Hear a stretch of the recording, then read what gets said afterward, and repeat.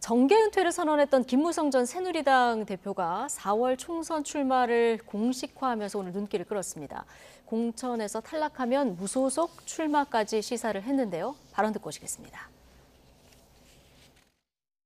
향후 무소속 출마까지도 고려할 수 있다는 뜻인지 궁금합니다. 부당한 공천이 있으면은 거기에 대해서 저항하지 않으면 그거는 공인된 자격이 없는 거 아닙니까? 신인들, 특정 분야 전문가들 이런 분들을 배려하기 위해서 비례대표자가 있는 거거든요. 근데 굳이 지역구 큰 잘못이 없는 사람을 다른 신인을 심기 위해서 그 사람을 목을 친다. 이건 인권 탄압입니다. 네. 옛 지역구였던 부산 중영도에 출마하겠다. 7선 도전을 공식화했습니다. 후배들이 너무 못하길래 나섰다. 오늘 이 얘기를 했는데요. 만약 공천에서 탈락하면 무소속으로도 출마할 것 같아요. 네, 그러게요. 근데 좀 저는 네. 이해는 안 됐어요. 후배들이 너무 못해서 출마를 한다? 후배들이 너무 못하면 못하는 후배들을 끌고 나가셔야죠. 데리고 나가야 데리고 한다. 나가셔야지 왜 본인이 다시 들어오십니까? 네. 예? 정치는요, 앞으로 계속 나가야죠. 미래를 향해서 나가야죠. 정치권이 세대 교체를 해야 되는 이유는 간단합니다. 새로운 시대에 맞는 문화를 즐겼던, 내지는 익숙한, 그리고 그 시대에 맞는 정책을 필 수 있는 그 내재화되어 있는, 문화가 내재화되어 있는 그런 사람들이 정치를 주도하는 게 맞기 때문에 그런 거거든요. 네. 제가 정치인분들을 만나면서 하나의 대단히 굉장히 똑같은 특성 하나를 제가 발견하는 게 있어요. 다 젊은 사람들이 본인보다 못하다고 얘기를 합니다.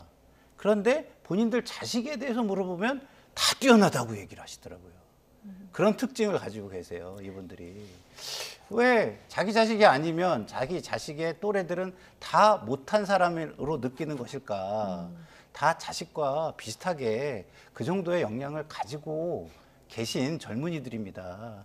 그냥 물러 쓰셔서 그들을 위해서 조언해 주시고 뒤에서 지원해 주셔도 충분하다. 네. 이런 말씀을 꼭 드리고 싶습니다. 네, 이 영남권 중진 의원들 그 지역에서는 경쟁력이 상당하지 않겠습니까? 그렇죠. 김무성 전 대표도 이런 거 다 이제 판단을 하고 출마를 하겠다 이렇게 얘기를 했을 텐데 부산 이 지역뿐만 아니라 비단 뭐 다른 지역들도 지금 영남권의 물갈이가 얼마나 되느냐 이 관심인 상황이기 때문에 이 여권의 집안 싸움이 혹시 이 공천 관련해서 본격화되는 거 아니냐 여권에서 이런 걱정을 하시는 분들도 계시더라고요. 사실 그렇죠. 김무성 네. 대표만 하더라도 새누리당 대표를 역임하신 예. 분인데 사실은 굉장한 중진이 다시 이제 선택받겠다고 나오시는 거잖아요. 그러다 보니까 그런 우려가 있을 수 있죠. 근데 사실 이게 비단 국민의힘 사정권뿐만 그런 건 아닙니다. 지금 뭐 박지원 의원이라든가 정동영 전 의장 뭐 실제로 민주당도 마찬가지죠. 그래서 예. 제가 보기에 이 특성은 뭐냐면 강력한 당의 보스가 없는 상황에서 예. 이렇게 균열이 나는 것 같아요. 그러니까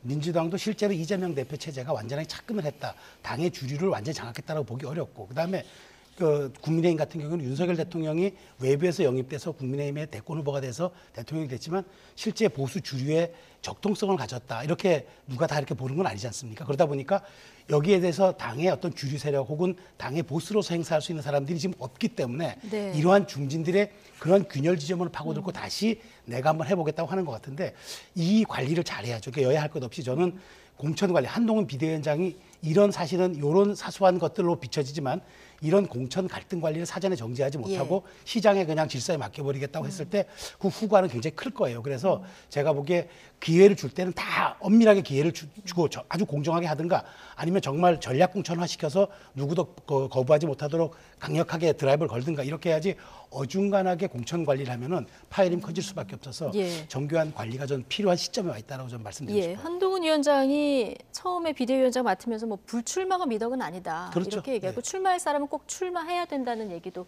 했기 때문에 앞으로 신고 조화를 어떻게 어느 정도로 또 맞춰 나갈지도 근데 봐야 저는요, 대목이고요. 지금 예. 말씀하신 것 중에서 양쪽 진영에 보스가 없어서 그런 건 아닌 것 같아요. 그건 아니다. 그 보스들이 너무 자기 마음대로 하기 때문에 그런 거 아닌가. 그래서 당에 민주주의가 사라지고 모범적인 운영이 없다라고 생각하기 때문에 선배들이 나오는 거 아닌가 이런 생각이 드는데요.